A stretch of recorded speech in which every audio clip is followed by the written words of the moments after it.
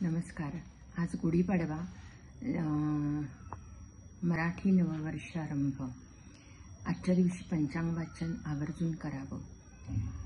काही थोडक्यामध्ये संवत्सर फल वाचून दाखवायचा प्रयत्न करणारे आपल्या ग्रुपसाठी.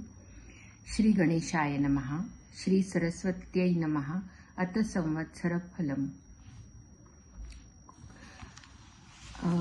यंदाचं संवत्सर आहे क्रोधीनाम.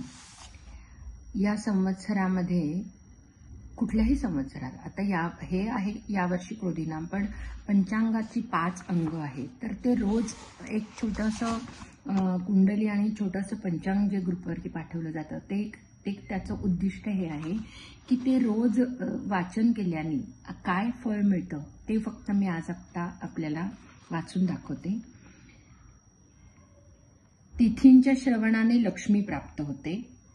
वाराच्या श्रवणाने आयुष्याची वृद्धी होते. नक्षत्राने पातक जाते. योगाने रोगांचे निवारण होते. कर्णाच्या श्रवणाने चिंतित मनोरथ सिद्ध होतात.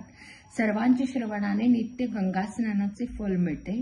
हे शुभकारक वर्षफल संवत्सरारंभाच्या दिवशी जे भक्तीने श्रवण करतील ते वर्षभर सुखी होतील. इति संवत्सर फलम संपूर्णम. श्री गजाननार्पणमस्तु. शुभम भवतु, शुभम भवतु, शुभम भवतु.